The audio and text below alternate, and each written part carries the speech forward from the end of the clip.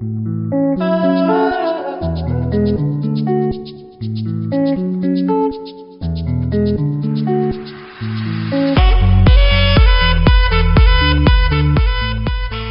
I talk to someone opening a hotel, I tell them to call Cintas.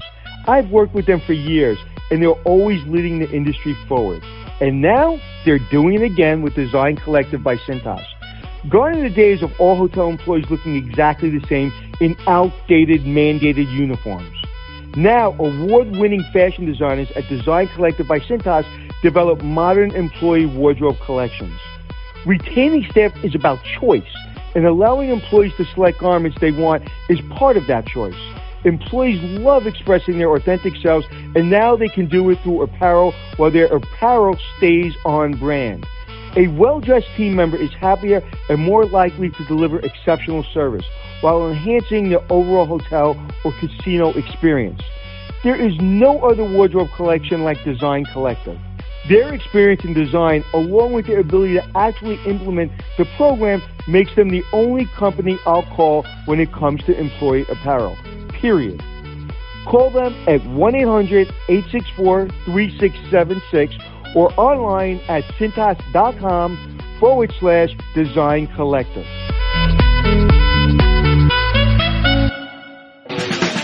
It's checking in with Anthony and Glenn, teaching you to be the hotelier that you wanna be. It's checking in with Anthony and Glenn. Anthony! I shined my shoes and my underwear is clean today. I'm so glad, because usually you show up here with both dirty shoes and underwear, so it's a nice change of pace. It sounds like we're going to have a very special show. Well, I'm fanboying, yeah, and that's a problem. So I'm trying to get myself under control. That's true. I'm feeling a little bit off game too, because I got to tell you, I'm fortunate enough. I get to travel all over the world. I get to meet a lot of people. I've met presidents. I've met CEOs. I get to hang out with a lot of people. There's only been two people in this entire world I've been a little intimidated to meet. Number one would be Trey Anastasio, the lead singer guitarist from Phish, who's my guitar idol. Number two, the woman we have here in the room, the incredible Samantha Brown, who I have admired for so long. Welcome. It is so great to be here. Thank you very much. Usually I keep the kissing ass of the guests down to a minimum, but I really have to be unconstrained today, because you've been such an inspiration to me in my career, and really got me excited about the whole notion of traveling and being able to find success doing something that I love. Now, I never made it to TV, but I get to do something I love, and I think about you all the time because of that. Well, thank you. Well, you don't have supermodel good looks like Anthony and I. That's true. Well, you have a face for podcasting. I really do have a face for podcasting. And back in the day, people would always say I had a face for radio. So it's good to know that I'm changing with the times, and I'm still going to keep this pretty mug off camera. So first and foremost, how's the family? How are the children? The family is great. First grade is a hoot. I have twins, and great school, New York City public school. I love it. And we're having a great year. Well, we should call this the twin cast, because all three of us have twins, Anthony. What? Oh, you have right. twins too, Yeah. Glenn? Mm-hmm. Oh my goodness. How old are your twins? Mine are in 10th grade, 15 and a half. But first grade was so freaking adorable. But what's crazy is you have boys, I have girls, you have a boy and a girl. That's right. One and done. Yeah. That's what I say. I got both. I know. Doesn't it make it so much easier? Everybody's like, how did you get through it? How'd you get through it? After the first 3 years, it was smooth sailing, because we don't have to worry if you go out having to do things for a 6-year-old and a 12-year-old. It all makes it really simple, especially when you're going to amusement parks and they're at the same height. I totally agree. Yeah, for the first 4 years, I just don't remember. I have blocked that out. It was hard. But yeah, now that they're in the 6.5 age, we go everywhere, and I do take them everywhere. I travel a lot. Well, that was my question. How many stamps do they have on their passports? Oh boy. Well, what's really disappointing is a lot of countries have gotten rid of the stamps. Like, I took them to Korea, no stamp. I was like, no, please, a stamp. They're like, no, we don't even have stamps. What? So isn't that ridiculous? Yeah, that stinks. Yeah. So I feel like that. I don't know if there's a budget measure that people are eliminating stamps, but they shouldn't. People really look forward to those. So Yeah. They've been all over. They've been to about 10 countries so far. 10 countries. And how old are they? 6.5. That is amazing. Well, when Samantha Brown's your mom. I know. They are spoiled rotten. You don't understand. When I took him to Korea, I'm like, Right. listen, I was 47 before I went to Korea. You're 5. Yeah. I'm 54. I haven't been to Korea. Well, And actually, I didn't travel. I went in the Air Force, and in the Air Force, you would think Yeah. for 5 years that I traveled all over the world. I was in Honduras and in Missouri. And I really haven't traveled out of the country outside of Honduras, in Canada when I did my movie, until I started doing TV. And now we've been to 48 states, 50 countries, and, you know. which states have you not been to? I haven't been to Oklahoma, and I haven't been to New Mexico. Huh. Oh, Yes. 2 great states. But isn't that a great message to your listeners right now that even if you start late, you can still travel the world? I think there are people who feel like, oh, they missed the boat. Oh, they didn't start traveling in their 20s when everyone started traveling. And no, that doesn't matter. It doesn't matter if you're 35, 45, 55, 65. Start traveling. And traveling, I didn't realize Yeah. how much of an education I got Right. through travel. Yeah. Talk about that. Oh my goodness. Just so much. It totally expands your own perspective of how things work around the world. That's something that I love to give my kids, and they get it whether Right. they're going to Korea or we just got back from Yellowstone National Park. That your world that you're living in now is not it. You are not the only person in this world, Right. and how you eat breakfast is different from how someone else eats breakfast, and just that idea that we're not all the same is something that travel teaches us that we should celebrate, not be scared of. Right. Last year or a year and a half ago, I was able to bring my daughter Nina, not one of the twins, the baby, the 17-year-old, and I brought her to 5 countries. We were doing a show called Extreme Hotels, and she goes, well, I'm not sure I want to do this. I'm not sure if I can go. I was like, babe, I have no idea how long this TV gig is going to last. Right. I have no idea when I'm going to be able to bring you to 5 countries in 7 days. And, it's on somebody else's dime. Pack your bag, we're going. And we went. And she went to 5 countries in 7 days. And there's a picture of my crew and her in JFK after all this work. There's actually 13 days we did. And they were smiling and laughing. And listen, 13 days in 5 countries, I don't have to tell Samantha Brown. That's intense. Mm-hmm. And she handled it, and she loved it. And she was up at 5 o'clock in the morning, went to sleep at 1 o'clock in the morning, was the first one grabbing bags, the first one helping the producers, the first one grabbing cameras. But she learned so much, and it's just amazing. I could have never taught her that in school. Well, that's absolutely true. I mean, I think the more people travel, the all we realize, like you said, that we're all the same. We all could get along. And I think that's one of the things that we're missing here in society is not enough traveling. I think the great awakening that I had was when I moved to Brooklyn. If you can't travel around the world, move to Brooklyn, or at least go to Brooklyn. Yeah. And then just ride the subway back and forth to Manhattan, and you will see every single culture represented more than I think at the UN. And it really opened up my eyes to the world simply by going there. In one subway car alone. Right? I called or texted Samantha yesterday. I said, hey, can I send a car to bring you to the Right. podcast tomorrow? And she goes, I'm a subway girl. Right. You and Michael Bloomberg. I am. I like the subway. It gets me there fast. I don't need a car. I'm going to be sitting in traffic. So, there's so much going on. You have been on TV for a long time, and really, you're a pioneer. And I've said this to you privately. You're a friend of mine. We've had this conversation over lunch. You know how much I admire you and how much I love you. And there's no me without you, and there's no any of us without you. So she's the Laura Ingalls of the Travel Channel? Yes. No, of travel. And that's Right. what's really, that's what's really important to understand. I kind of want to talk about how it got started, where you came from, being the first, because even, Anthony Bourdain says you were the first. There was no Anthony Bourdain. There's no Anthony Mercuri. There's no Andrew Zimmer. There's none of us unless there's a Samantha Brown. Mm-hmm. And I don't think you get the credit. I don't think you get the acknowledgement. And every one of us say it. And you're very humble about it. You're very respectful about it. But the way people travel, the way people think about traveling, now you're doing a lot of traveling with your family, you're posting that. It's just, you have really truly made your brand outside of Travel Channel, between your luggage, between your YouTube, between everything you've done. You've stayed in your lane and you've been true to who you are. So first of all, thank you. And so how did this all get started, and bring us through And that? how uncomfortable does that question make you feel? I know. Well, now I'm just literally, you don't see it, people listening, but I'm staring at Anthony and taking it in because that was Right. a lovely, lovely thing to say about me. I feel like you're overselling me just a little bit. No, I feel like no, and I all think- of you would have been here No, no. without me, but yeah, I was No. probably one of the first that had a job called a travel host. Right. I think I'm not overstating. I'll tell you why. And I feel very, very adamant about this. I'm going to get emotional because I know how hard it is. You get emotional? It's really fucking hard to do. All right, there goes the this explicit rating. to this job. It really is really hard to be on camera after you've traveled for 17 hours and hit your mark, say what you need to say, still be true to who you are, Right. not be controlled by the people that be, and you've done it with class. And so many people have either sold out or haven't done it with class. And that to me is why I admire you so much. You did it your way. And that is such, it's been inspiring to me. And you're an inspiration to my girls. Oh, thank you. Thank you very much. So how did it start? So what was the question? Yeah. So how did it was start? there a question in there? No. How did it start? Like, how did Samantha Brown become the girl with the best job in the world? Yeah. So I was moved here to New York City after college. I went to Syracuse University. I majored in musical theater because I wanted to be a Broadway actress. I loved it. Right. And I waited on tables for close to a decade and just kept auditioning. And I would submit myself. And for those of you who don't know, this is back in the time where you would wait at 5 o'clock in the morning to get a spot to audition.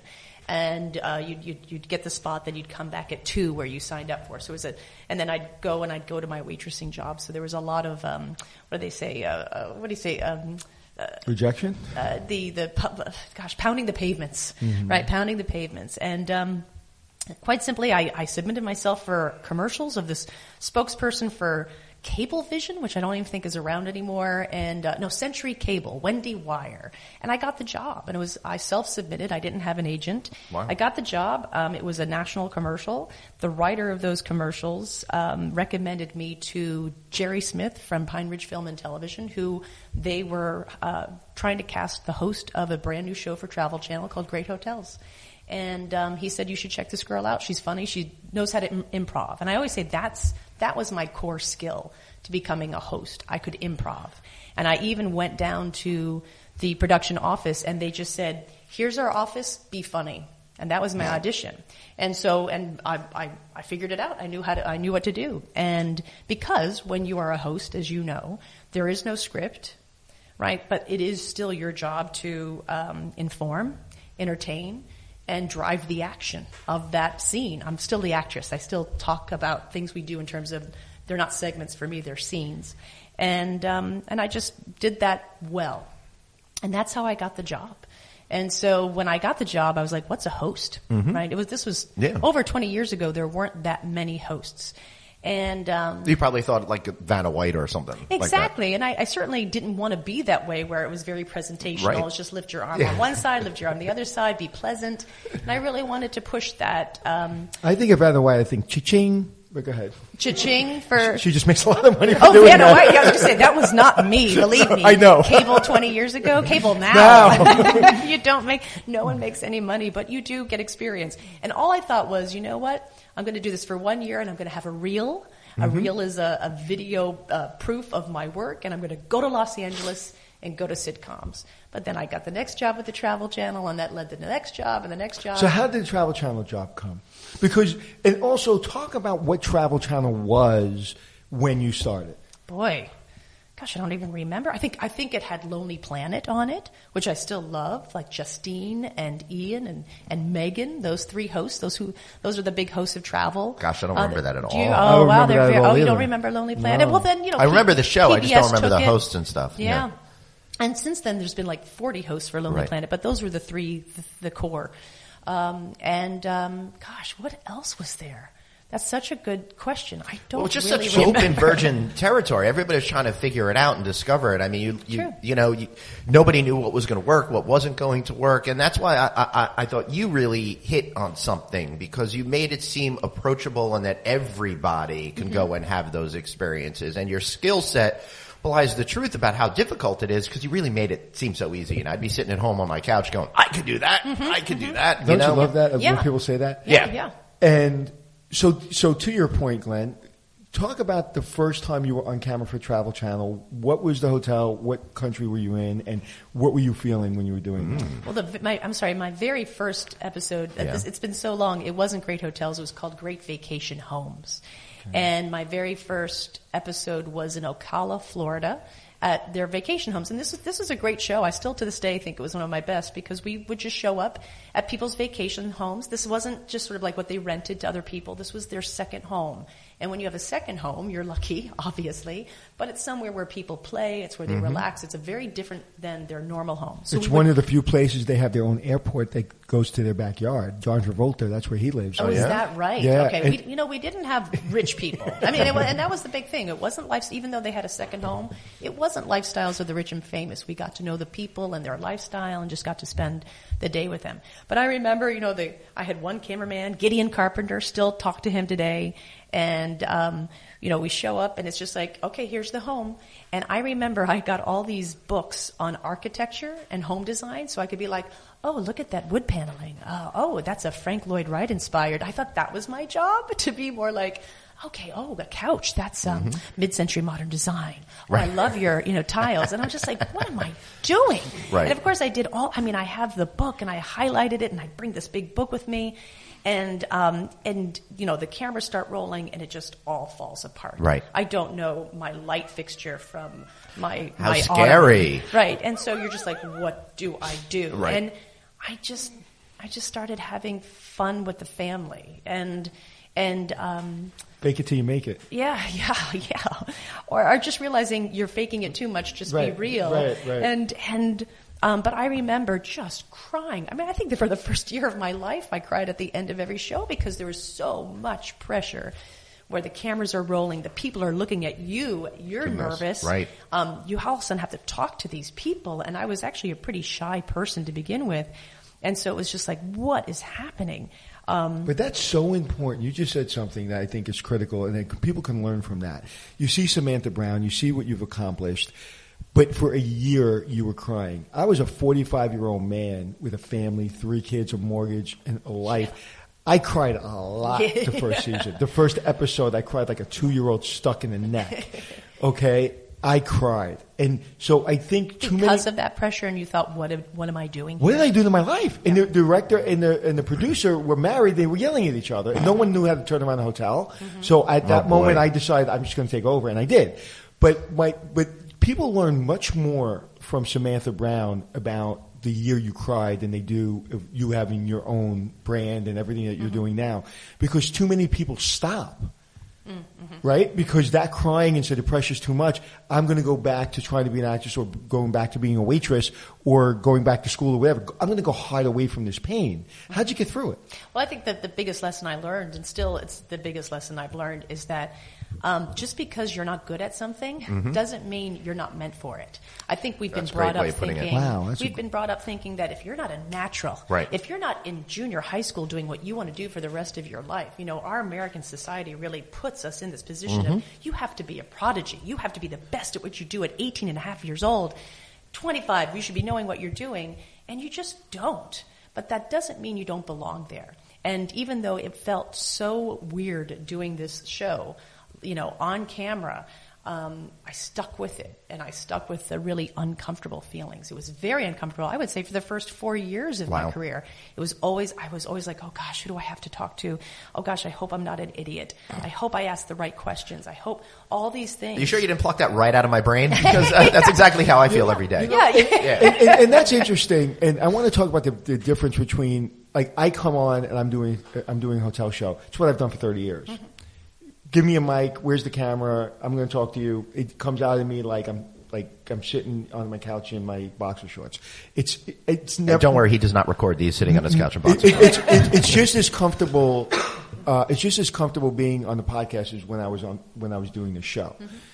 So it was very comfortable. What I had a problem with was all the management of me. Yeah.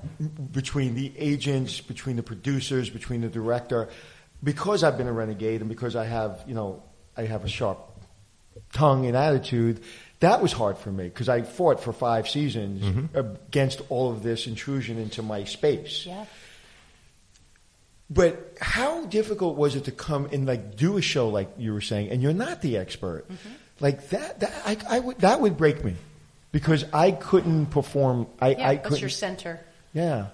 Yeah. What was your center? How'd you find your just a family? My center with the Great Vacation Homes was just to really. My center for Great Vacation Homes was to really zero in on the family and how this house made them feel, and that really set the stage for my shows. Going up all the way to now, my whole persona, my whole mission is to show the emotional value of travel. Tell me the first time someone noticed you. Oh, like on the street or something? The first time you were famous. Not like your mom or anything like that. No, I know. I got to tell you, one of the biggest thrills of my life, and this is when, I don't know, Travel Channel was in like 40,000 homes, not that many. Right. We didn't even get it in New York City, so I couldn't watch the show. Now they're at 41,000. Yeah, exactly. Yeah, we upped the mark. Receiving prison fan mail. Oh boy. And I don't know how, did they have my address? I'm not sure, but it comes in an envelope and it says, property of, New Hampshire State Penitentiary. And I was like, oh, I was like, I've made it. I've got it. I've got prison fan mail. Oh my God. Yeah. And it was a very nice, That you would be excited about prison fan mail scares me. Yeah. And the funny thing was, it was just so odd to me, right? It was so odd that, oh my gosh, prisoners can watch the show and I can't. I am never going to forget Samantha Brown said, I got prison fan mail. Oh, yeah. So what was the prison fan mail all about? Oh, it was actually very well written and nicely written. I'm sure it's all screened by, we watch your show, we watch it, and here I am, and I can't travel, but watching where you go makes me feel better. And it was really lovely. And they said, can you please send a picture of yourself? And I did not do that. I stopped Probably it a wise at there. move. Yeah, no, so exactly. But what was the first? That's an amazing story. I'm glad I asked that question. Yeah, so am I. Where was the first time you were noticed on the street? Do you remember? Oh gosh, I think it was. I don't remember. I think what I remember is I started to become more well known, and people would say, "Hey, has anyone ever told you that you look like that girl?" And I'm like, "Yeah, I get that all the time." And then they would just walk away. Right, and I would realize that, I am that person. Yeah, so everybody thinks I'm funny. Howie Mandel. I said, yeah, I am. Yeah, you answer for him too. Thanks. But the first time I was noticed, and again, I forgot that being on TV, people couldn't know who you are. Right? It's true, yeah. And I was getting my shoe shine in Radio City Music downstairs in Rockefeller Center, I should say. You meant literally someone wasn't beating you up, right? What happened? You were literally getting your shoe shine, someone wasn't beating you up. Yes. All right. Okay, whatever that means. You've never heard that? Get your shoe shine when you Oh, get I didn't beaten know up? what that meant. No, I'm not. Come on, you're a city guy. Yeah, I'm not a guy from the suburbs. Okay. We don't talk that way. Yeah, we're real rough and He drives tumble in, a out sedan, in Smithtown, yeah. So I'm in Rockefeller Center, the famous shoe shine place, getting my shoe shine, and there's people looking there's glass, and everybody's looking in, and so there's people taking pictures, and there's this one older Asian woman taking a picture, and another older Asian woman taking a picture, and then all of a sudden some young Americans taking pictures. So I just think this is a famous shoe shine place. Yeah. What the hell do I know? So I didn't think anything of it. I said, no, it's not for me. Anthony, get out of your head. So I go upstairs. I'm in front of Rockefeller Center. I'm in front of the Radio City Music Hall, and there's a young lady coming towards me about 10 feet away, and she puts her arm out like a shotgun. She goes, I know you. And I put my hand up like a shotgun. I go, and I know you. And we just walked past each other. And I went to the corner of Radio City Music Hall, literally felt like I was going to vomit, physically felt like I was going to vomit. Really? Because I don't want people to know who I am. Oh, I it was don't- vulnerable for you. Going into TV was probably a poor move for that then. Dude, just imagine all of a sudden you're Glenn, and then all of a sudden you're walking down the street and people know who. Like it's Right. that to me Yeah. was like I didn't expect it, and I felt like I was going to vomit. But I said, "This is going to control me, or I'm going to control it." And I was walking. The time I got across to the other side of the street, I was like, "Let's go, come on." Yeah. I think you have a very distinct look, and you stand out in a crowd. I'm lucky. I have that look that, is she? I don't know. I'm just. Are you on HCTV? Exactly. Well, actually, on my way here, someone said, hey, you do that food show. And I said, travel. And they're like, travel. I said, but I eat a lot. So everyone thinks I'm, on the food. But isn't it cool? Like, I never knew what a supermodel felt like until I became a celebrity or famous, whatever you want to call it. I walk into a room and all eyes are on me, and I'm like, oh, this is what it feels like to be tall and beautiful. It's true. When people do recognize you, definitely you get taller and more, more focused. And Samantha, I'd like to know how you feel about this. I feel a tremendous. I'm humbled by it. Right. And I just want to, not so much perform, but make sure that moment we spend together, like you really get everything you wanted out of it. Yeah, I agree. These are your fans. These people are the reason why you have a show, have a career, and to brush them off, I think, is a huge disservice to people's loyalty. Now, when people are like, tell me what's your name again? Oh, I know you. Well, I don't spend a lot of time with them. But the people who are like, I've been watching you. I watch you with my kids. Let's talk. Absolutely. That's Absolutely. wonderful. Yeah. It must really feel good to have that kind of feedback loop with people and know you've made changes in their existence. I totally agree. Absolutely. Is it like a weird thing, though, to say, oh, my God, I've had this effect on people that I've never met before, or I have no understanding that they're even out there? Did you not get prison fan mail? Did you not get that? No, I used to. I used power to. of prison fan mail. Funny, after I had some unpleasantness in the late 1990s, I was in New Hampshire, detained for a while, and I used to send fan mail to people. Right? You were detained in New Hampshire? That's where I'm from. I'm sorry. You might have a bad.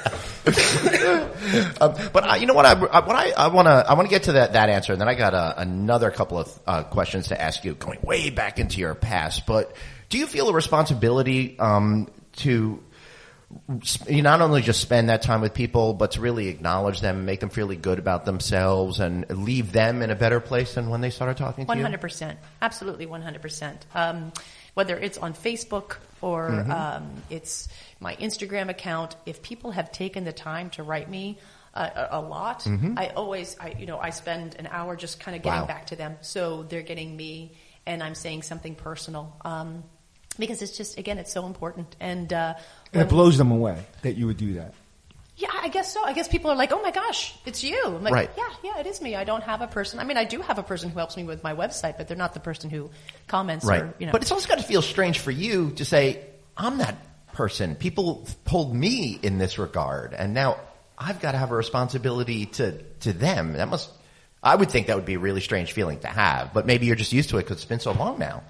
No, because it's always been my goal. I think when I moved over from Travel Channel and the shows that I was making there, and you're talking about now to PBS. Now to PBS, what I wanted to do a show that counted. I wanted to do a show that has a life. It's not about gimmicks. It's not about trends. It's a powerful show about people and travel, and I wanted that to have a life. So absolutely, that's what I wanted. I got back in. I still haven't got back to them. I need to, because it was during my production schedule, which everything just goes crazy. That when that happens, I got a huge envelope filled with letters written to me from junior high school students, and they watched my show every week, and then they wrote letters to me. Wow. And it was just this letter after letter, and it was so powerful. And that means the world to me when young people watch the show, when teachers put my show up as a form of education about what the world out there is like, what really we have access to. That's when I know I've done That's a pretty really incredible. great job. So yeah, that has always been my mission. It's never been entertainment. All right. So I want to turn back the clock back to Syracuse and improv, because I find improv to be so super important. I dabbled a little in that early on, but I was too scared to really embrace it and let myself go. And it took a lot of time, decades, I would say, for me to find my true organic self. So how does improv help frame you to be the best person you can be? And how does that free you up to be in the moment that allowed you, when you were first starting in particular, to find your true organic self and to allow that to come through and connect with audiences? Well, the first rule of improv is that you say yes and. Mm-hmm. You're taking whatever you're getting and you're going to the next point. You never just stop a scene. You never just stop a conversation. It's your job to pick up that conversation and take it. And so that And then you're taking in, if you're improvising with a cast of people, which you usually are, a team of people, you have to be very aware of everyone. And what is most important about my education, because I went to school for performing arts, that you learn in acting is that when you take on the role of a character, it is not about you. Mm-hmm. Your action is in the other person. And you have a goal, you have a mission, but your action is in the other person. So if it's about me, it stops. But if it's about the other person, right, it continues. And that's what we do when we're doing a show. It is not about us. The action is in the other person. So what is the other person doing? How can I affect that person? For me, it was really important in terms of the improv, because now I'm setting a scene, whether it's in Ocala, Florida, with that first family who's never seen me. They're the first people who have ever worked with me, to now where people know who I am. I'm creating that safe space. And that's also really important in theater and improvisation, creating a safe space. So before the improv begins, that is the scene of the show that we're going to edit down and you're going to see it, I make sure that everyone who's a part of that scene understands this. You just be you. You don't have to do anything. This is me helping you. This is my job. That's literally your job as a host. And you are going to feel fine. All right? So you don't have to be nervous. You don't have to feel, this is me asking you questions, and we're going to have a nice time. I love that. But to make sure that they feel like they're in a safe place, that they know me, and luckily because of my experience, people do know that.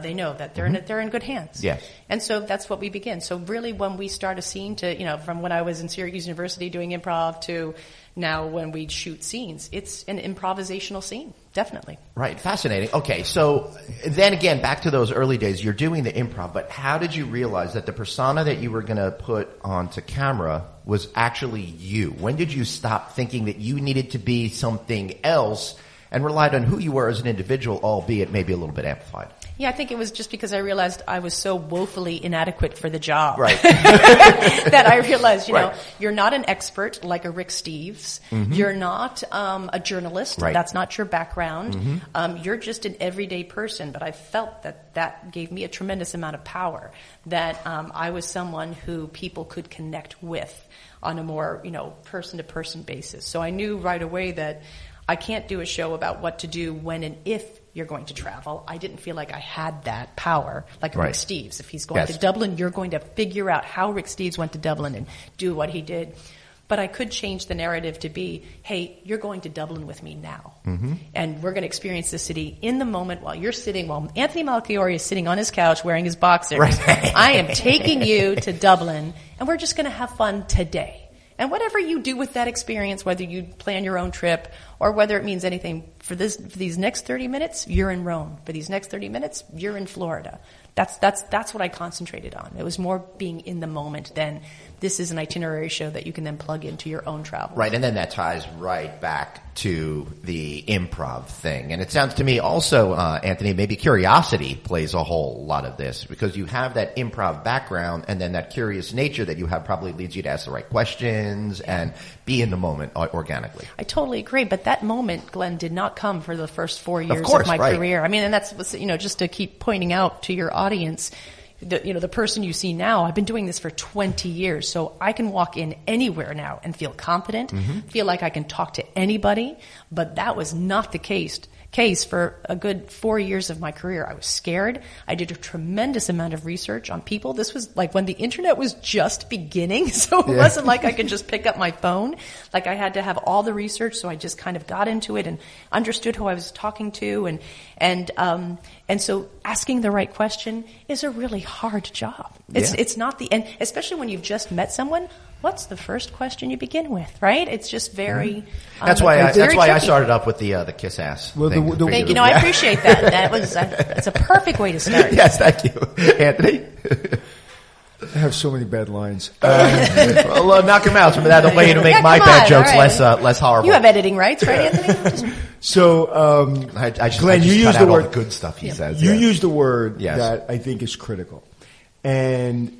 You are. Which you one? Feel Kiss like no, Samantha. People relate to you, right? You obviously do your homework, and you're very intelligent, and you're very articulate, and you're funny. But there's something that you have that I think, in my opinion, is what made you really successful: curiosity.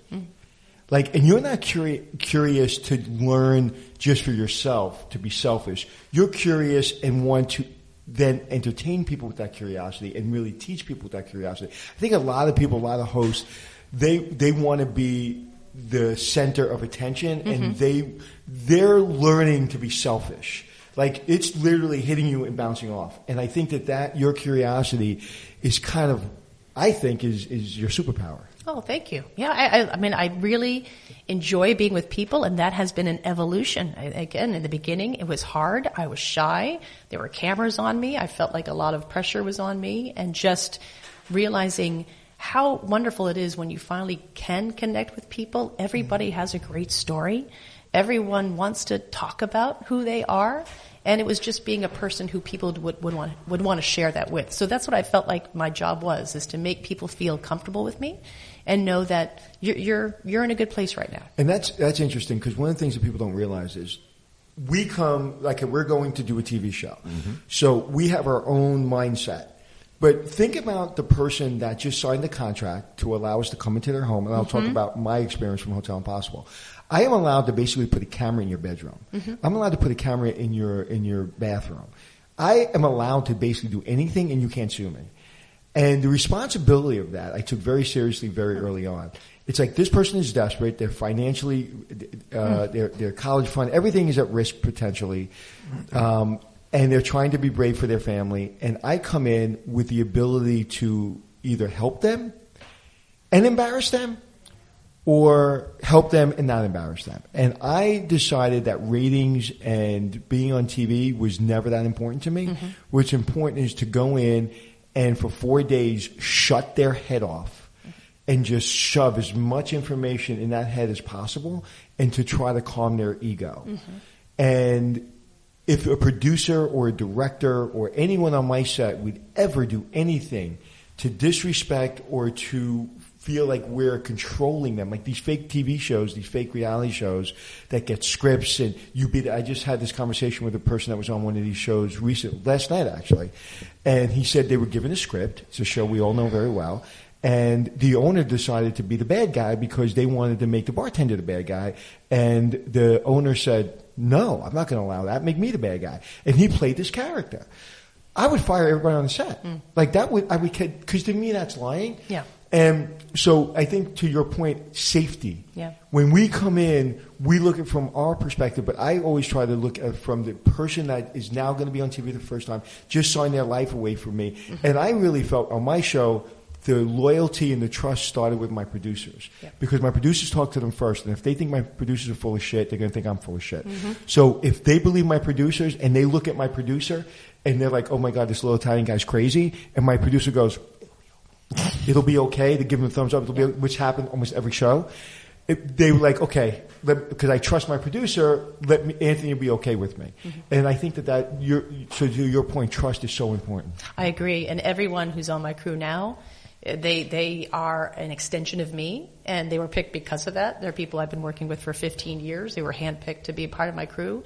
And I remember being listening as my executive producer started calling people saying, hey, we just need to set up where we meet you to see if you're going to be on the show. Or basically for our show, we look at 15 segments and we whittle it down to about 9. But I heard him, and it was lovely, and I loved the respect, and I pointed it out to him. Said, thank you so much. They should have a wonderful experience with Places to Love from the very beginning to the very end. This is about them. They are opening up their businesses to us. A lot of times we do have to shoot where we kind of have to stop their business just because we can't have people kind of looking at the camera. So all these things, but the entire experience is lovely. And I have actually fired a camera person because they were rude to the people we were working with. We heard her shout once, and then we heard her shout twice. When we got back, I said, she's gone. Right. She's gone. Yeah, and that is unacceptable. I basically, we had to let somebody go because they yelled at the crew member too many times. I was like, done. Yeah, of course. And I said, it's either me or him. And thank God they picked me. But, and I still like the guy, and I respect him, but. Not sure that was a good choice. But pressure, but pressure can't happen. So what I want to do is, I think I'm uniquely qualified, Glenn. Okay. Oh, okay. To ask this question, because in a lot of ways I've been through some of what Samantha has been through and kind of seen it. So you have your own show. You produce it. It's yours. You do it. You're the entrepreneur. You're the boss. You're the queen bee, which is a great place to be. Right? How's that feel? Oh, it feels fantastic. It's unbelievable. It's unbelievable. So where's the question? I wish. Wait. The reason. See that smile. Remember that smile. Because about to go away. Because I'm about to ask you a question. I'm going to ask you a question.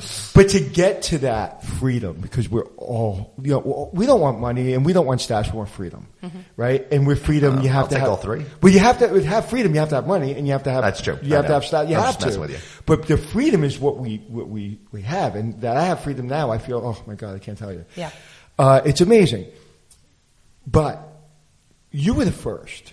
And when you're on Travel Channel and you're going through the process, how many years were you on Travel Channel? 15. When did it become easy? Year 8. Okay. I thought you were going to say never. I know. But why did... Where I enjoyed it. It's nothing that we do is easy, but I certainly enjoyed it. But it took you 8 years. To enjoy it. Why? Just because I thought I was an idiot. What is that, imposter syndrome? Like, Yeah. what am I doing? Oh, Because I I'm speak not about a that all the traveler. time. Yeah, I'm not a traveler, and I don't have a travel background. And then I didn't know, gosh, am I a travel analyst? Should I know the flight patterns of Delta? Because then people start reaching out to you for other things, and I don't know that. So is it maybe that I'm just not good at what I do? But I think just after 8 years is when I started to feel really confident, like, oh, I'm good at this. When people say to me, it's like, oh, you're the travel guy. I said, no, that's Samantha Brown. She's a travel girl. I'm the hotel guy. And they'll start asking me things like that. Yeah. So, Anthony, what's your favorite place to visit in South Africa? Not only a hotel, but what's your favorite restaurant? Right, totally. And like, where should we go? I was like, well, let me Google it for you because I've not been there. And Because let's I go worked through. 15 hours a day in a hotel. Well, that's For another you, thing. That's yeah, another thing. Well, Anthony, you've been to, you've been to Sweden, right? Absolutely. Tell me what that was like. Well, I was in a car at 4 o'clock in the morning chasing the Northern Lights, and my cameraman, John Kelleran, pulled me out, stood me up, and made me look like I cared about the Northern Lights. And I was working 36 hours straight, and I didn't care about the Northern Lights. So that's what I know. Yeah. I will tell you, I got free internet at 3 o'clock in the morning in the middle of a snowbank in Sweden, so I thought that was pretty cool. Wow. But you learn. Did you look right, up about where this. to eat dinner in practical South travel Africa? advice. Right. But I'm going to go right there. I'm going to go to the time where you were doing well, everything's going well, and then all of a sudden somebody comes in and they're the new shiny ball. Everybody is like, okay, that's Samantha, she's great, but now there's this next person, and they kind of take all the ad sales and they take all the time slots, and all of a sudden, little bit, you start going in the background because that's happened to me. I came in, I was the shiny ball, Right. and people it's went in the happening to background. him right now on this podcast as I'm trying to take over. No. And to me, I wanted to make sure I controlled that emotion. So when I did get kicked in the nuts, Yeah. I was going to accept that and be okay with it. How'd you manage that? Yeah, I think at the time I really loved what I was doing, and I did not pay attention to ratings or ad sales. And I just thought, I can't control any of that, but I can control who I am. And so I just focused on that. Certainly the biggest change to the Travel Channel was when the late, great Anthony Bourdain came. And he changed travel. He changed travel TV. And he was definitely the shiny candy, the piece that everyone wanted. And even though, and then they wanted me to be like Anthony Bourdain. Oh boy. There was a huge push to make me more like Anthony Bourdain. And I just thought, Anthony Bourdain's amazing. No one can be like him. And what's wrong with what I do? Why can't I be me? But so a good example of this is we did an episode in my home in New Hampshire. And this is when I'm not writing the show. I'm not choosing the show. I'm not doing it. But I get this script, VO script that I'm supposed to do after we've shot. And it literally said, I grew up in New Hampshire, but I couldn't wait to get the hell out. Ooh. And I was like, You would never say that. Who wrote this? And they're like, well, the network wants you to be a little more Anthony Bourdain-like. I'm like, no, I'm not saying this. I love New Hampshire won. But it was just this, they wanted me to be sexy.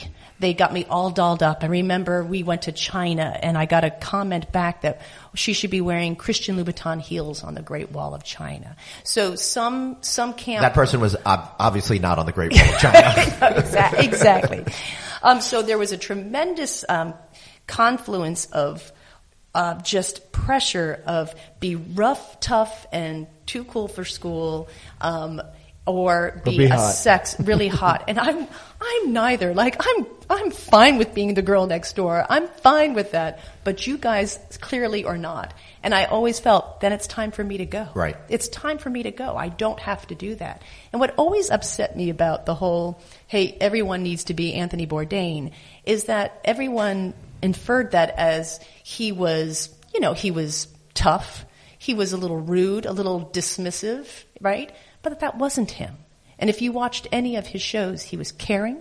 He had a rough exterior, but when Anthony Bourdain did something that was beautiful, you saw it in his face. And everyone who just sort of categorized him as this cynical traveler, I would get upset at, because then I was getting the other end of, oh, you're the everything's coming up roses. I'm like, then you haven't watched our shows, because that's really generalizing personalities. But that's what a network does. How are they going to get ad sales? How are they going to get money? But I worried about it for like 2 years when I was just caught in this vice of, you are not what we want. You're too clean, squeaky clean, everything you like, you like everything you do.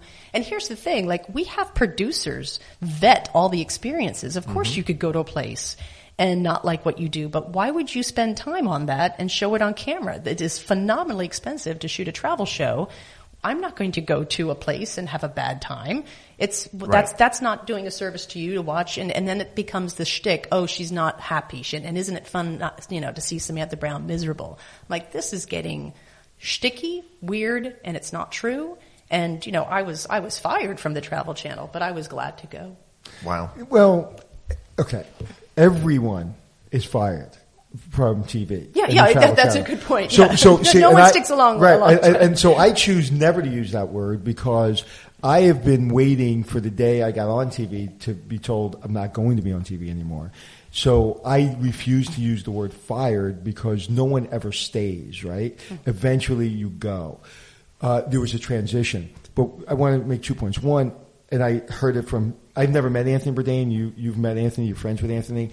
I admire him. Matter of fact, I admire him so much I can never watch a show, because it's too hard. It was so good. I agree. I didn't want to incorporate anything he did into what I did. That's true. Yeah. So I literally, except when we did 5 Star Secrets, we really stepped up the cinematography. That's true. Yeah, I agree. He changed how travel shows were shot. So we stepped that up. We got better equipment, and we had just a crazy great crew. And I think our cinematography stands up to anything on TV in that show.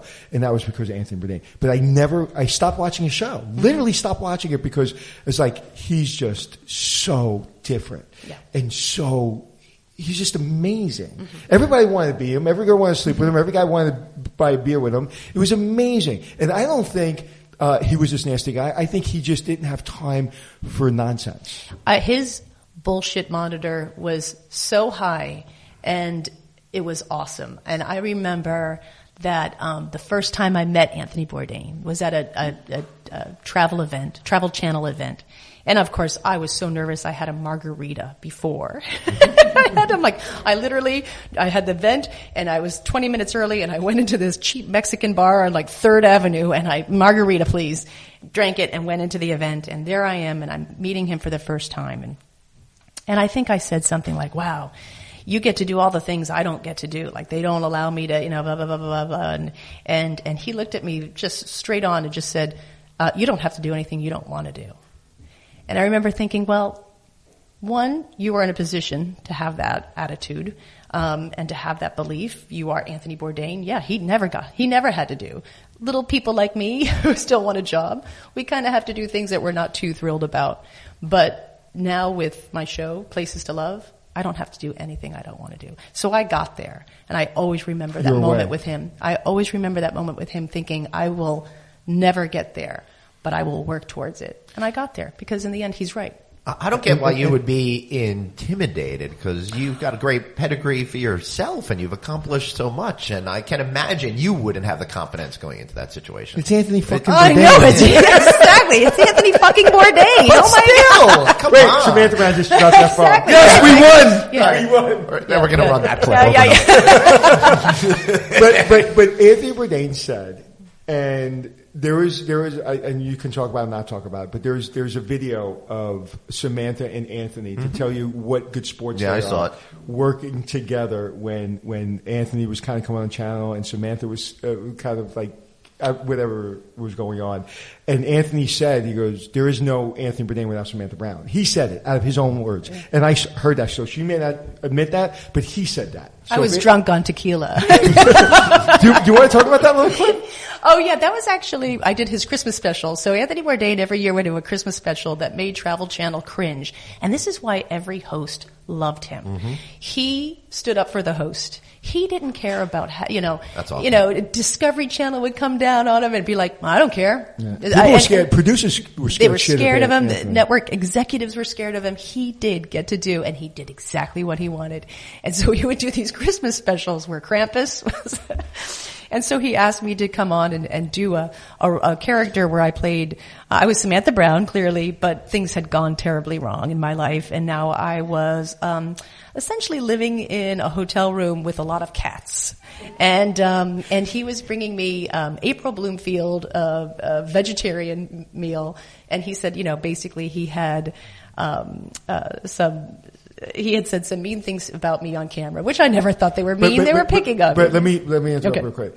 It's a dark hotel room. You can barely see Samantha Brown.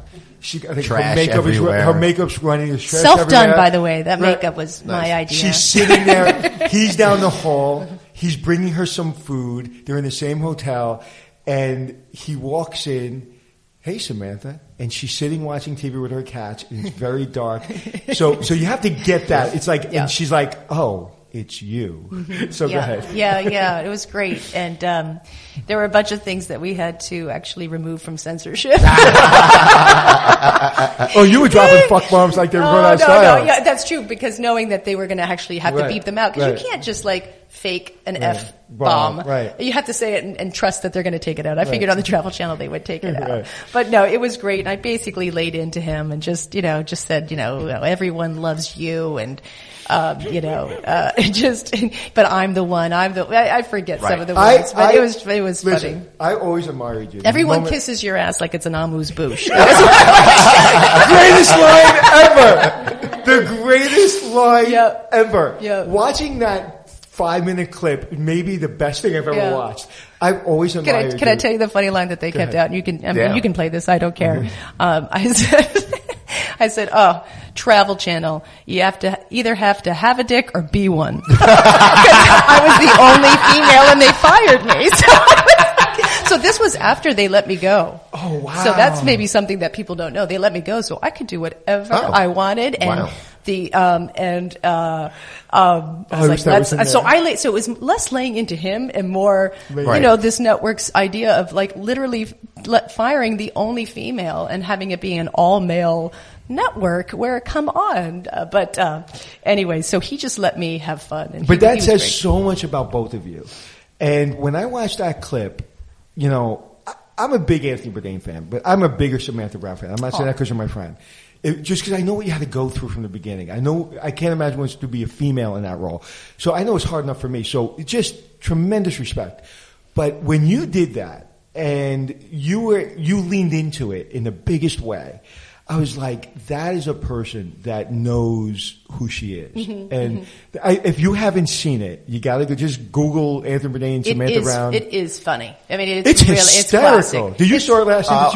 I watched it a couple of times because I thought it was so funny. And the thing that strikes me as we're having this conversation is how much fun you must have had based on your acting background and really be able to be in the moment and do that improv kind of stuff. Totally, it all came together, Yeah. Glenn. My 4 years of acting lessons finally paid off in a cheap hotel room with Anthony Bourdain. I mean, A lot of girls would like to be in a cheap hotel room. How many of us have that dream? Oh, but I remember that, and we just got back again. I wasn't with the network anymore, so I didn't care. I had nothing to lose, and that was really nice. Again, you don't have to do anything you don't want to do. Finally, I was at this point, and I remember it got back to me that the network was very worried about my brand image. And I was like, I don't care.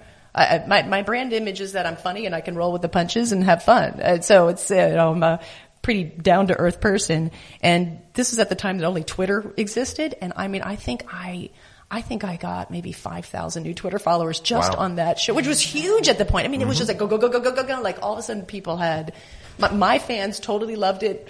I got worried because I had a good relationship with Walt Disney, and I was like, oh no, I don't know if they're gonna like this.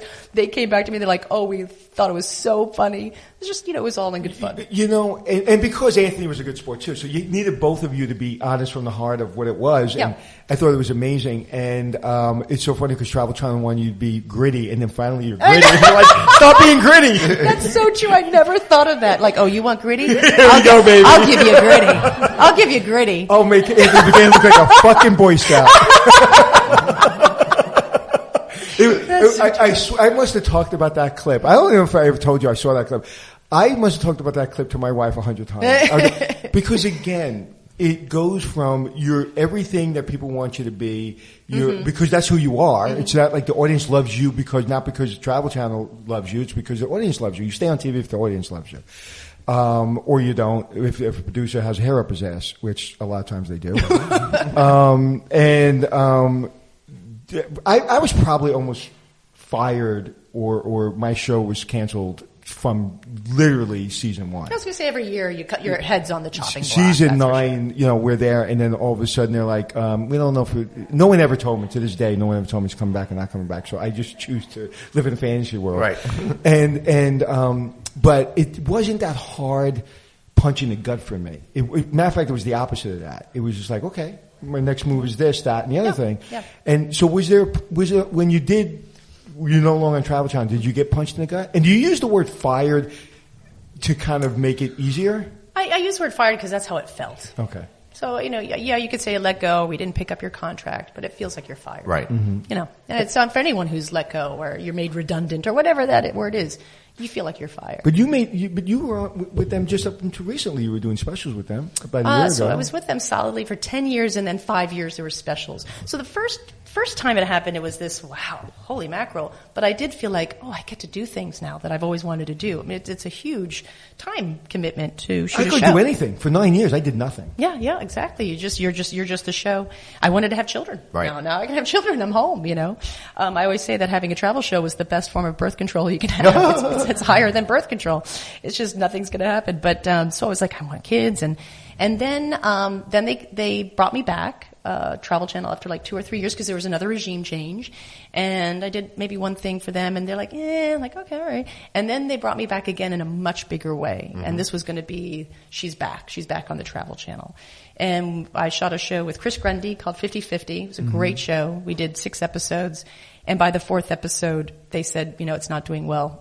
We're canceling it. And well, if they put it on a Sunday at 10 o'clock and do no promotion around it, that's what happens. Yeah, or after Steak Paradise. That's what I'm like. I'm after Steak Paradise, really? I remember watching it. I loved the show. It was like, I think it was Sunday at 10 o'clock. I don't know when it was. Like, what the? Yeah, it wasn't a good. But when they came back and said, we're not. That was the punch in the gut and the face at the same time. I couldn't believe it. Because at this point I had 2-year-old twins, and I had taken so much time away from being a mom to do the show, to tell Travel Channel, I'm here, I'm with you, yep, I'm going to be. And I took that time away, and then they canceled me. And it turned out to be the best thing that could have happened, because it was that day that I thought, I will never, ever feel this way again. And that's when I was like, how do I do this? But did you know it at the time that it was the best thing ever? Because when all of us have that moment in our lives, and we all do, how do you get yourself from feeling I'm not worthy anymore to a position of confidence and power? Oh, it's a long road. It really is, and it takes baby steps. But there is this feeling that if I'm doing it myself and I'm doing it for me, it's going to be okay because I'm going to be, if I fail, it's on me. And there was something really freeing about being in that position. I'm also very lucky to have an amazing husband who's also my executive producer, Kevin O'Leary, not Shark Tank. Right. Kevin O'Leary. How many times a day do you have to say that? It's a lot. Google thinks he is. Yes, I know, exactly. He is Mr. Wonderful in my eyes. But so we just started, what's that saying? Bird by bird. And how do we raise money to do our own show? How do we, just because I felt like even after being on the Travel Channel for so long that I still hadn't done the show that reflected how I travel, who I am as a person. And I thought people like Andrew Zimmern got to do the show that really said because he's such a great person, here's his show. Anthony Bourdain, you, with Hotel Impossible, that's you really caring about the hotel owners and making sure this. I still felt like I was kind of a little bit of a monkey for, This is surprising because I always looked at you as being the authentic you back in those days. So how did things change in your head that made you feel that way, that this new project that you've been doing is truly who you want to be represented as? So when I was doing this, one of my most popular shows was Passport to Europe. And that's where people, she went to Europe. But I spent all the time in greatest hits, in the castles, in the museums, in the condos, in the cathedrals. And I felt like Passport to Europe was phenomenal. It's all the greatest hits, but it's all those things that put me in the past. Right. And for me, travel is about what's happening now. Who do you meet now? How again, the emotional value of travel. And for me, it's not just understanding what a place is historically. It's about what's happening in the moment. That's interesting. So even though those were great shows, I don't mean to say I wasn't me. It wasn't, I was slowly changing as a traveler, but then the TV shows needed to have more of a gimmick. It had to have more of a hook. Everything had to be, and I get that because at the same time that they were kind of, Travel Channel was kind of recalcitrant to shows, the internet was having this surge. So if you wanted top 5 things to do in London, you could just Google that, or Google wasn't even around then, but you could just search engine that and you could ask Jeeves back then. That's right. And so now you have it. Why do you need to watch a show? Right. So what's interesting is when you came up and when I came up, you would go to a channel, they would make you a star, right? You have this content, they thought you were good or not good. Anyway, you're on TV and now all of a sudden they're there and they're going to help you and you have to be indebted to them. Nowadays, you go in the producer's office, go, I got 22 million followers. I want a show, move out of my way. And that's how we're going to do it. And that's where we're going to do it. And that's how much you're going to pay me. Screw you. Or if not, I'll do it myself. Right? So it's changed dramatically. Has it? Oh, yeah. Because I had never gone to another network after. Yeah, just I was done with networks. and I'll tell you the show that I'm working on, because it's changed so dramatically that I'm not doing it that way anymore. So tell me, you were talking about raising money, and when I first got on TV, you were really the person I looked at. And now with my transition, I'm looking at you again because I'm seeing you do your own PBS special. I'm seeing the way you raised money. I'm seeing your luggage every friggin' airport I've ever been to in the world. Samantha Brown, here's her luggage. Anthony doesn't have luggage. Here's Samantha Brown's luggage. So, and I send you pictures all the time of the luggage. Comes in lots of great colors. I chase people down the airports to take the picture. They send it to Samantha. But you're such an inspiration. And so talk about that process of how you raise the money, what your show is today, how you have your own incredibly successful luggage brand, and you basically put two fingers up to the man and said, hey, I'm Samantha fucking Brown. It's not exactly how the story went, but well, now you are. Yeah, exactly. Things just sort of unfold, and opportunity comes, and you take it. And I think with raising money for a show, it's very expensive to fund a travel show, and you're taking 8 crew members across the world, and there's insurance, and all these things these things that I never thought about for a second as a host. I just have to think about on a daily basis. Well, my husband mostly. But no, what was nice, and I certainly don't want to sit here and just, batter Travel Channel. Go ahead. I made amazing content. It's the ghost channel now, anyway. It's the ghost channel, that's right. Maybe after you die, you'll get another show there. Hey, that's where the ratings were. Yep. I mean, it makes sense. Just go where the ratings are. It's fine. But the people who were at the Travel Channel when I was there, who really saw my career through, are still some of my closest friends today. There are different regime changes. Right. They've come and gone. I mean, there's just not even people who factor into my life anymore.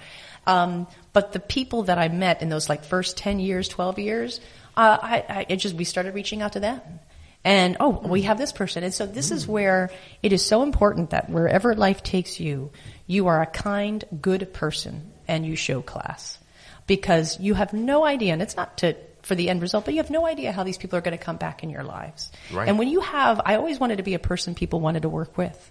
And that really counts for something when you're asking now people for $500,000 to fund a show, you know. Right. It's like, you know what? Because in the beginning we didn't have a rating, we didn't have one analytic to give to anybody. But they did have my reputation. They knew my shows. They had worked with me in the past in some sort of commercial capacity. And they said, we're ready to take a chance. Well, all right. So I see the way you put yourself out there, you know, in such a special way, because I think all of us need to look at that. If we could all just radiate positive energy out there, it doesn't matter who's watching, right? I mean, you couch in and said you never know who's going to come back, but it shouldn't even matter. It should not even matter. Always put out that positive energy. I'm a big believer in good karma in life, and the more that you put out there, if I do a great favor for Anthony, it doesn't matter if he ever does something for me, because somebody else is going to do it for me in my life. And it sounds like that you live by that kind of an ethos. Absolutely. I think the true version of authentic is who you are when no one's looking. Right. And you also won an award for best word on the podcast using recalcitrant today. So Thank you. I'm very proud of you. I already have to I was proud of myself, believe me, when I said that word. I already have to Google half the words. He makes fun of me all the time for using those Your big lexicon, SAT words. nice. Oh, yeah, exactly. But you're theater trained. My daughter is in theater at the new school. And I always say this kid, because of her theater training, she can do everything she wants. And what I tell her is that you're not an actress, you're not a director, you're not a producer, you're an entrepreneur. When did you realize you were an entrepreneur? I realized it when I read, who is it, Tom Peters' brand. What was his big, remember Tom Peters? I'm not sure. Oh gosh, it was Fast Company was a magazine. And Right, it was I remember whole, that. Still around. Tom Peters, brand me, brand you. And I'm writing a book about branding right now, about personal so, branding. Yeah, so I think I read that because at the time I was dating a business guy. And he was like, hey, you need to treat yourself like a business. And before I was an artist. Right. And so I read the book a long time ago and I was like, it made perfect sense. And again, it made me feel like I was ultimately the one in control. That there isn't this sort of like, there's karma, absolutely, but you can't count on that. Right, It's of course. these little baby steps. Right. Every time everything you do, every step leads you to And I even also believe firmly in helping other people too. If someone reaches out to me, if they have the guts to get a hold of me or come up to me like at an event and say, I'm like, what do you need? Absolutely. One, they're showing chutzpah, and two, it's just I can then help you, and then who knows? Maybe you're gonna. Again, we all help each other, and it turns into this. Because then it's easier to ask for help when you've helped other people and you know how people can help you. Yeah, and it's interesting that you still, after all these years, remember what it feels like to approach somebody with status or that's on TV or whatever status you have and break that wall down. And I always give them big points for being able to come up to me or send me an email. Like any kid in college sends me a DM, they get my cell number and we're talking. I give my cell number to every friggin' college anytime I do a speaking gig. I just did it to Cornell and I give them my number, and they're like, "This is your real number?" I said, "Yeah," and I pick up the phone.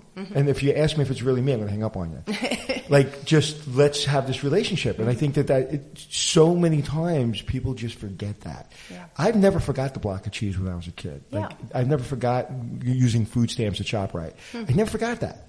And too many of us do. So, I think it has an ugly word to it. It's called networking. Right? What an ugly word for just being a good person that helps other people. And when you ask for help, maybe someone will help you. That's a really, really good point. So, tell us about Samantha Brown Luggage. Oh, yes. Go ahead. And then I want to hear more about the TV show. Oh, okay. After that. Okay. Or we can go to the TV show. Can we do the TV show first and go back to Luggage? Because we're kind of on that same... Doesn't he look like a 9-year-old boy asking his mother for Because I'm so permission? excited because this question that I have for you, we were talking all about how you feel that this latest series really reflects who you are. So how does this differ in your head compared to what you were doing all those other years that allowed you to be unleashed and the true Samantha Brown? So my director, who I've worked with for 15 years, started with her at great hotels. When I told her the show and what I wanted it to be, she said, "Oh, it's everything they cut out." of your old shows. Right. So it's nothing that I wasn't doing in the beginning. It was just now this became a part of the show. And by that, I mean, I focus less on to-dos in a place, where to go, what to eat, but just meeting people and understanding the effort that it takes people to create the experiences that we as travelers just get to show up and have. Whether it's an amazing meal or a work of art, an artist, or our music, because, as we all know in this industry, going where the locals go, being where the locals are, that's where people want to be. Right. And for me, I want to further define that as saying the reason why is if we understand people's effort, it makes us, all we want to do is support that effort and make sure that it thrives. Wow. Now we're being with the locals and we're making sure that that person who put everything on the line is successful. Right. I love that because it's more about being than doing. So it's a very big perceptional shift that you're making. Yeah, and I will say, especially because it's public television, everything I do is accessible to the traveler. I'm not having experiences that are over the top or VIP. It's really a call to action to travel and just what happens when you have gone somewhere else. So it's really, it's about meeting people, but, taking part in what we get to do. Right. So when Are you required by PBS to speak like Terry Gross the entire time? Yeah, well, that's NPR. All right, that's true. So I got my free media. Yeah, no, I guess that'd be more like Bob Ross. Right. Yes. Hi, I'm taking you to the Danube where there's lots of fluffy little clouds. Yeah. And a pretty, pretty river. So all these years working at the Travel Channel, and again, I want to make sure I make this perfectly clear. I love Travel Channel. They've done everything for me. The reason I'm living my best life right now is because of Travel Channel. I've never said a bad word about Travel Channel on the internet or privately. There's some people that maybe I wouldn't buy a cup of coffee, but in general, I was treated, no one ever once, never once asked me to do something different. However, with all those years on Travel Channel, right. She finally gets control of her own show. She funds it. Her and her husband are the executive producers. And then this happens, Glenn. Whoa. What is that, Glenn? Those are not one, but 2 Emmys. When she won the Emmys, I posted on my Instagram. Yep. I lost my mind. I told dog walkers who went around just won 2 Emmys. Because it was the biggest middle finger to the man I could have thought of. It's like you're an entrepreneur, like you did your own show, and look at what you did. I like you were my sister. I could have been. If it was me, I couldn't have been happier. And it was like some people win Emmys and like, yeah, whatever. Like I don't know if they deserve that Emmy. When she won the Emmy, it was like I won it. And so tell me about that. And then we'll talk about luggage. Sorry about that. I literally put it on silent mode, so I don't know why that just rang. Talk about winning the Emmy. Oh my God, I had no idea I was going to win. I mean, it was unbelievable. It never even occurred to you that it could be a possibility? It was my first year. Right. No way. I was just like... You're feeling like Susan Lucci syndrome. It'll never happen. But the most important part of the whole Emmy thing was, look at the arms. Yeah, exactly. She had great Someone's Emmy been working arms. out. She had great Emmy arms. 6.5 pounds each, those Emmys. It's a lot of weight. So go ahead. Yeah, so I mean, it's just a thrill. You're sitting in that auditorium with so many people, and then it's the daytime Emmys. So there's many different Emmys. So it was the daytime Emmys, and then when they called my name for Best Host, I could not believe it. I was just unbelievable. I was just, I've been doing this for 20 years, and I don't even think the Travel Channel entered me into the Emmys. So it's not like I was probably even a contender. It probably never even occurred to you. I know. No, it never occurred to me. It didn't. I had the best job in the world. I don't need Emmys. But certainly when it's your own baby, it's really great. And then we won for Best Series, and I was just floored. Absolutely floored. Amazing. 2 Emmys. It was incredible. It was an incredible night.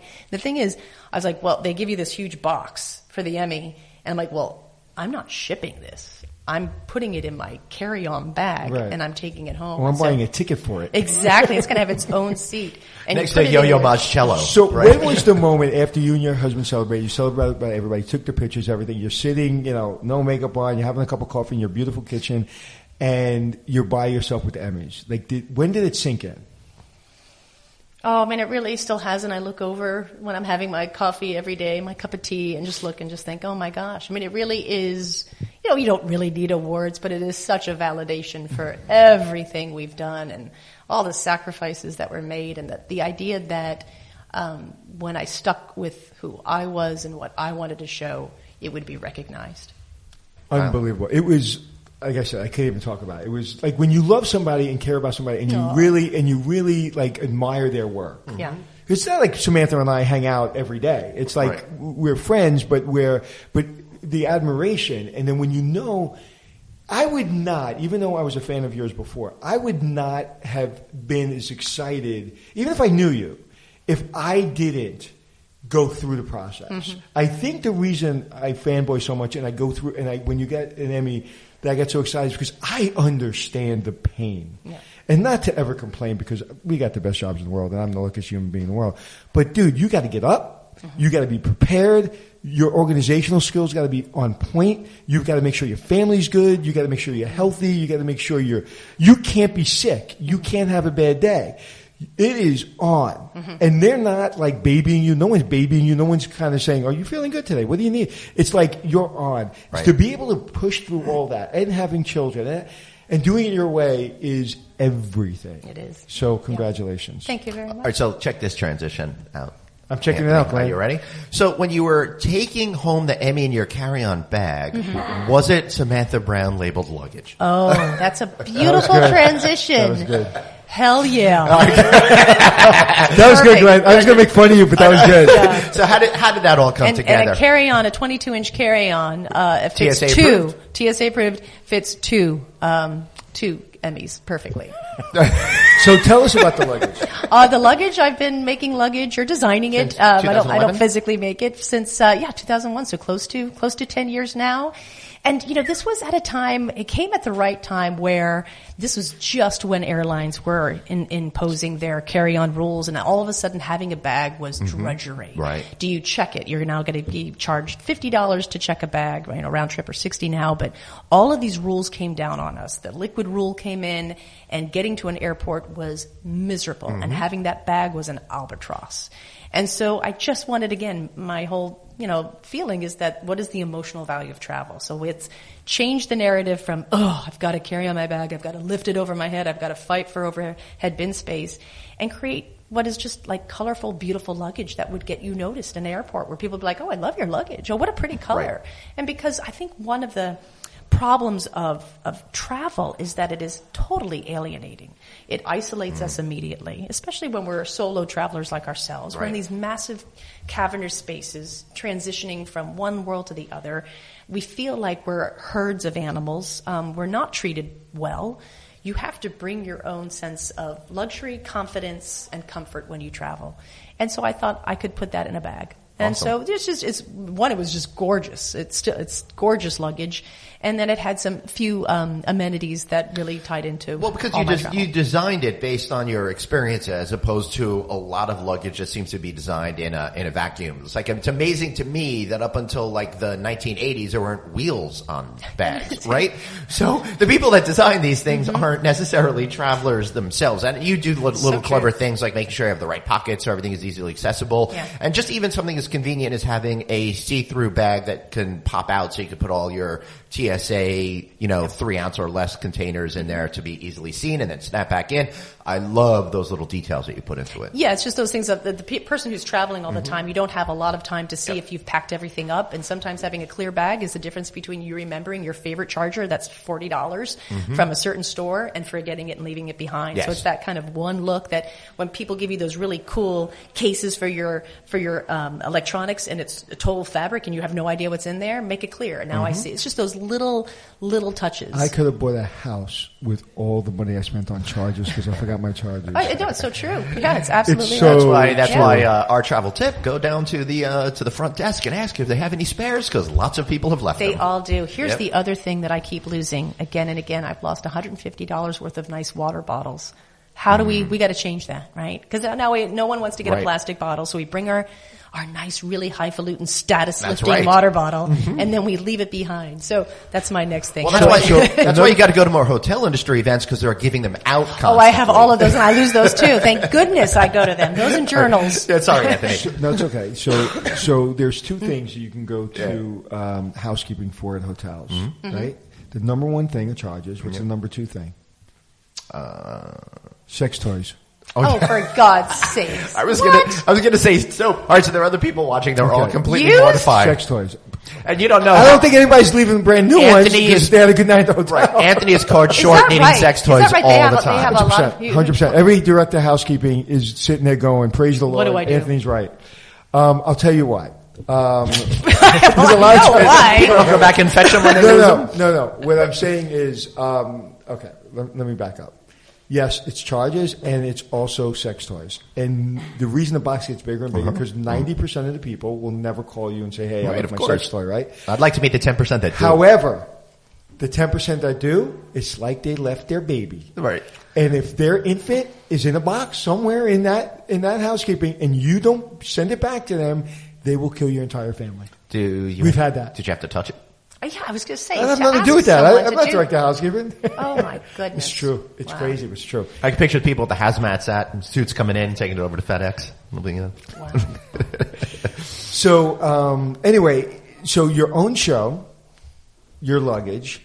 With your luggage, when was the moment you designed something or you did something that was going to be great and you were like, oh my God, I'm so smart. And then you're like, oh, that sucked. When was the first time, like with luggage as a business person, you were like, oh, okay, we can't do that again?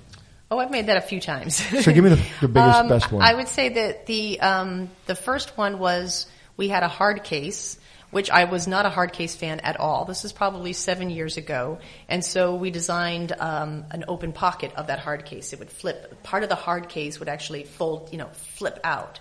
And so it looked great in design, and I got I get a sample, I test it for a few months, great, and then I'm literally in the showroom about to go on in a few hours with the bag, and I'm opening up the bag, and the luggage isn't good. It's not good. It's like falling apart. Like it's almost so. Oh my gosh. And I was like, oh my God. And what's great about HSN is I gave them a call, they sent someone down, they're like, you're right, you can't go on. Everything was scrapped. And we just went on with another case that I had. Another big mistake I made was we did a cabin bag, which stands upright, but it unzips all the way down so you pack it from the bottom up. And the telescoping handle was actually within the bag, and there was a big hole for the telescoping handle, but if it was raining, it would just all your stuff would be sopped because there was actually an entryway into your bag that was open. So it's just those little things like that. I think what else, because you learn from your mistakes, and just because you're one type of traveler doesn't mean it's going to resonate with a lot of other. So tell me your best experience. Tell me your best experience walking through an airport. Someone notices you, they have your luggage, and like, oh my God. I think the best experience I had with my luggage, we were traveling in Munich, and I took my mom to Germany because she's German, and we went to the Christmas market. So we were taking the train to Nuremberg from Munich, and there was a mother-daughter duo, and they had my bags. And if you ever go to Europe, it's the worst in terms of any sort of physical assistance there's no disability assistance whatsoever. Everything's stairs. So you had to go down these huge flight of stairs. And these two women had super packed my luggage, and they were struggling. And I said, I can help you. And they're like, thank you very much.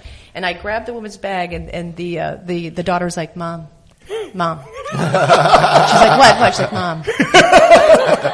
And she's like, look who's holding your bag. And she's like, oh my gosh. And it was really cute. That's awesome. Oh my so we God. took pictures. And your mom saw that. And my mom saw that. So we all took pictures together. And I was great. and they're like, we just arrived, and their carry-on was totally stuffed, and their personal bag was stuffed. I'm like, I need to help you pack, because if you have just arrived in Germany to do Christmas markets with that luggage, you have no room left. Right. So I was like, okay, what you got to do? But that story, like, I have tears in my eyes about that story because I can see that. Like, I want to go up to people and go, I know her. And she's as great as her luggage. Yeah. I know her. That's amazing. And it's a tribute to the hard work and perseverance. And young kids today, now you hear that all the time, young kids today. I'm not a believer in young kids today. I believe that we're all in this together. And I would like to be the kid. Okay, boomer. When I was 20. That was good, right? There's memes all over the place with that. But I would love to be that kid at 20 years old that had choices. I would love to be the kid to tell my boss to go scratch, and I know I had choices. So I'm not upset with them at all. Mm-hmm. I want to empower them. Mm-hmm. So what is I know there's no secret, but what keeps you going? What through all the thing, again, using your words, being fired from Travel Channel, using the line of, well, you know, I don't have one of those, so I can't be on Travel Channel anymore. And seeing other people explode on the channel that you helped create and just keep going. Every day is a challenge. Like what, again, not secret, but what can you tell someone that wants to be an entrepreneur? Because I think we're all entrepreneurs. Yeah. Never give up. Never give up. And I think when I was in my 20s, I really felt like I had to make it in my 20s if I was to be a success in my 30s and to go on to my 40s and 50s. Your 20s, screw up, fail. Right. Do things. Just, good advice. Yeah, figure out who you are. Figure out who you are. You can fail now. Do it. Try different things. Go different places. See who you are, because it only gets better, and you only become more solid in who you are and what you want. And I really felt like, if I look back at my life now, because I'm approaching 50 this year, next year, the 20s were the hardest. And so if you go into your 20s thinking, this is what I'm supposed to be enjoying in life, I'm supposed to be footloose and fancy free, but you're not feeling that, that's perfectly natural and normal. That's where you should be in your 20s, not knowing what to do. But I think there's so much pressure in your 20s to be super successful. Yeah, watching my daughters, especially the daughter that's in theater, and it's like, yo, fail. It's okay. Fail. It's like take it fail easy, again breathe. and again and again. What I want to make sure is, are you a good human? If you're a good human, you'll be successful. If you're a good human and you work hard, you're going to be successful. It's just inevitable. You're going to be successful. If you're trying to take what doesn't belong to you, if you're trying to get there too fast, if you're trying to step on somebody else to get what you want, you're going to get destroyed. Because we all know in this business, in any business, people talk. Mm-hmm. And I have never heard anyone say a bad word about Samantha Brown. Mm-hmm. Ever. They've all been dealt with. As I fist pump her. That was my father owns a cement company, so I always put that up. Like, there's a pair of boots for you.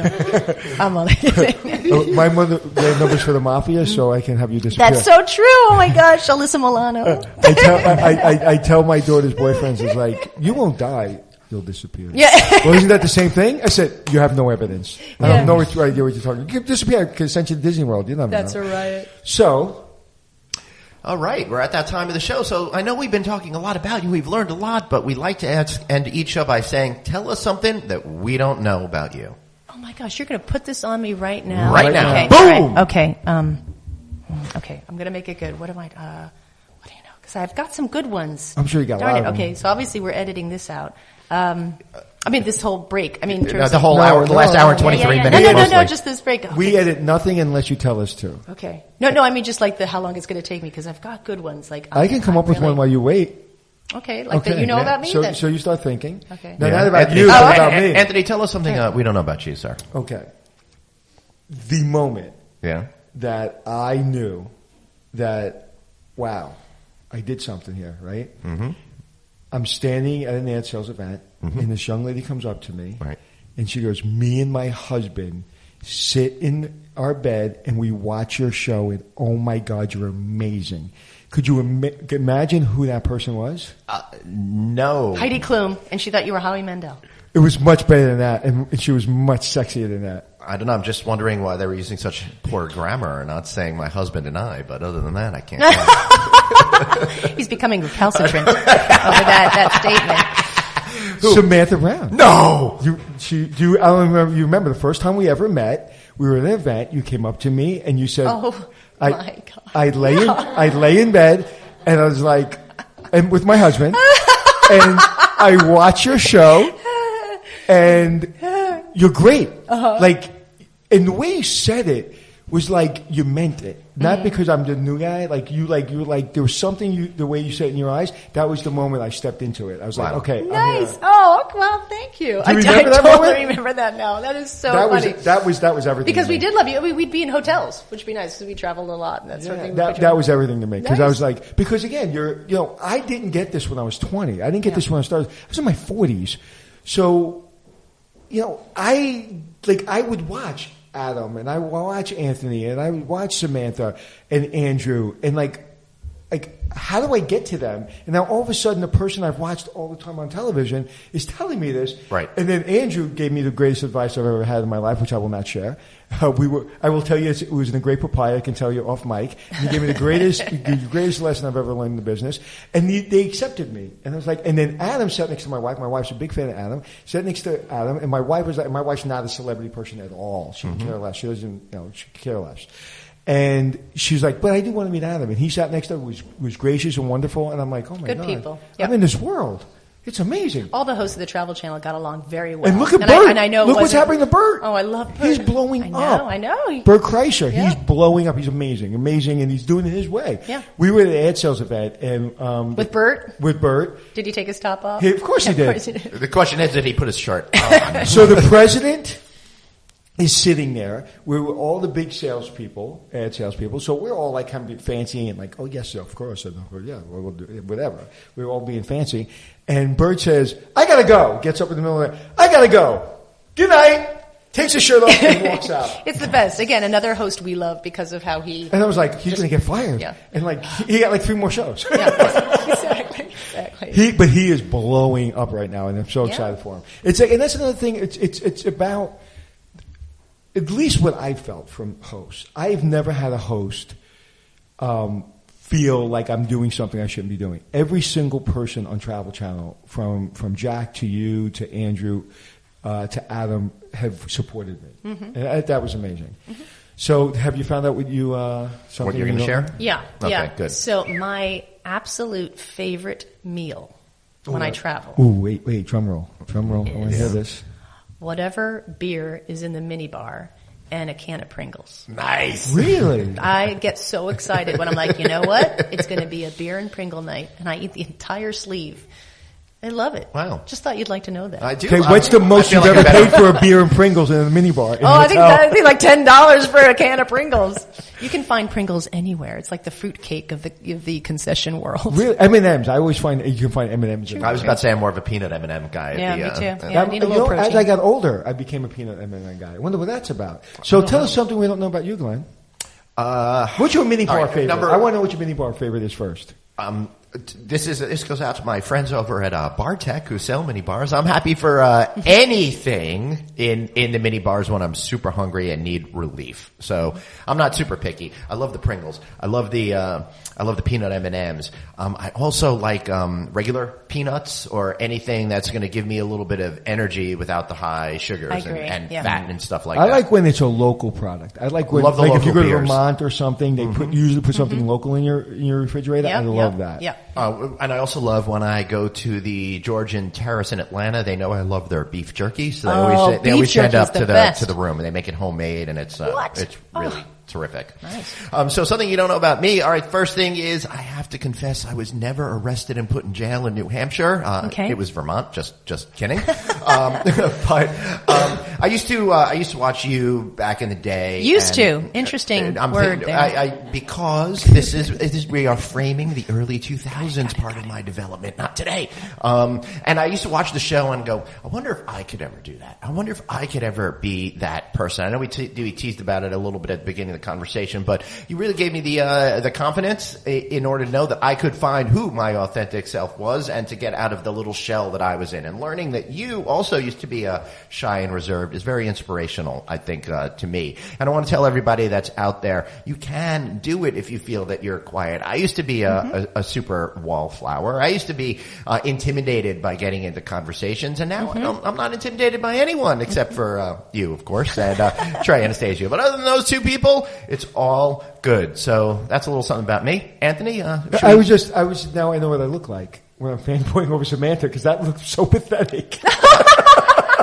I thought that was a touching honorarium. Heartfelt and a very special Little House on the Prairie. Lori Ingalls finds. Right? And she's been influenced by Glenn. Glenn. I appreciate it. You gave me the little wink and the nod when I brought up the Little House on the Prairie thing. Love I used to, I'll give you a bonus one. Yeah. I used to come home and watch that on Channel 11, WPIX here in New York every afternoon, I think from 4 to 5 or 5 to 6 after I got tired of watching Gilligan's Island and the Brady Bunch on Channel 5. And did they just put all the episodes up on some streaming device? I That's don't the big probably. news. Probably. I mean, like Oh, really? literally just like a week ago. And I'm sure it's also on like the Hallmark Channel or something Probably, like that yeah, as exactly. well. But I used to love that show. I was never been a religious person in my life, but I loved that the heartfelt messages, that Purity. and Yeah, everything just felt so good and peaceful, and totally belied how difficult it really was to be out there suffering on the prairies so in, true. in early We can America. romance anything. I just kept thinking about, they're eating fried chicken on a Sunday after church. How lovely, right? There's Michael Landon just Michael making Landon. sure everyone's okay. So We're dating ourselves. this has been a great show. I've really enjoyed it. Now you've earned. Oh, you want to say something before we get into one more All question. right, one more question then. Before she,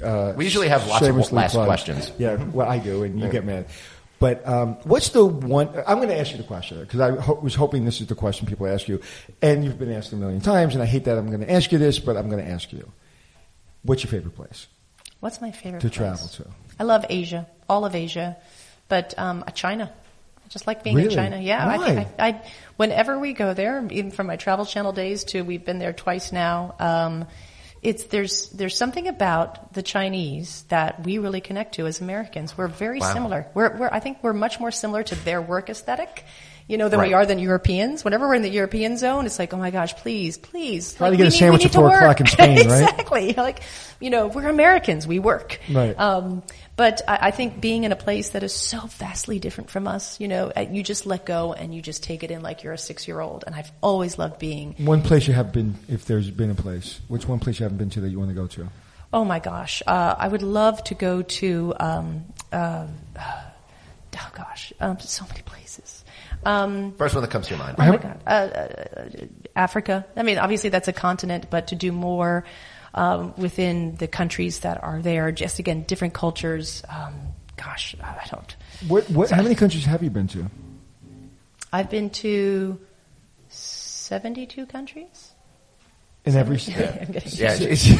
I like that someone else is telling you how many countries you've been to. And you will say 72. Samantha has Yeah. people. Yeah, but I mean, this is why I always go up on that question, which I should just have that, right? What's your favorite place? Where do you want to go to? I was going to want to ask you because I figured It's never been about that. No. It's never been about where do I want to go. Wherever Right. I am, I'm really happy that if I get to go back to places, it's wonderful. If I get to go to new places, wherever I get to go, I'm really happy. And someone just asked me, because I started a new company, and they said, well, when you go to a different state, you have to understand that, it's different and the hotel's different. It's like, listen, when I show up, I'm there. Like, I don't know I'm from Brooklyn or from New York, and I want to learn. I don't want to stand out like a sore thumb. I already stand out like a sore thumb. I'm bald, and I got an accent and attitude. Mm-hmm. So I don't need to stand out anymore. I mean, I went to Cody, Wyoming, and they made me a cowboy, and man, I was the happiest little guy you ever met in your life. You were similar. And I looked like a cowboy, and I was like, I feel like a cowboy. Anthony, And you did not look like a cowboy. you want to see a picture? I'll show you like a guy from Brooklyn. In cowboy boots. Put on boots. I love. Yeah, all right. So let's wrap this up and just get into the shameless plug section. Okay, yeah. Tell us about your shows. Tell us about your luggage. Tell us all that kind of good stuff. How can we find you? I think I'm getting some feedback. No, that's all right. It's just coming through the headphones. Don't worry okay, about it. great. All right, so I have Samantha Brown's Places to Love. It airs on your PBS stations across the United States. We have a brand new season starting in January, 13 great episodes. We start with Budapest, which is one of our best episodes. But we went all over. We went to New Zealand and all over the United States. And again, it's really just about exploring where to go, the destinations, the experiences, but most importantly, the people who make us feel like we really belong to a place. It's my belief that we travel in order to feel like we belong. And luggage. My luggage. Shop now, hsn.com, Samantha Brown Luggage. It is all well vetted by me. And what I love about it is also very affordable. Luggage is entering its new, a new age where a lot of people are doing it really well. It's still phenomenally expensive for the normal everyday traveler. You can still get all the great features, the great products in a much more accessible price range. That's where I live in, is making sure that everyone can have a nice bag to take them somewhere. Beautiful. It's always time. Yeah, and save all that money to go somewhere fun, Exactly. exotic, maybe Yeah. maybe wear some high-heeled shoes on the Great Wall Christian of China. Louboutin heels on the Great Wall of China. They're probably made there. I drank a beer on the Great Wall of China. That was a lot of fun. Oh, that's Really? nice. Yeah. Now, I'm fascinated by that. Not really. So You should be. When you're going around your luggage and you're looking for that piece of luggage, and how many times you have to turn over a piece of luggage to see who's making this piece of luggage? If that's your luggage, is that your tag? I have never not been able to point out your luggage, and that's, I think, what the separation point is. well, she got her face on the inseam there, the whole back of the bag. You're gonna leave that one alone too. Did you really say Samantha Brown and inseam in the same word, same sense? But when the bag's going around, Yep. I mean, I can see it 50 feet away. Yeah. I mean, and that's also a great, that's a great benefit because so many people, I was in Santa Monica and I took this poor lady who was going to the hospital. I took her luggage and I'm sitting at Santa Monica having this beautiful lunch with my friend, Leo and Lynn Rossi.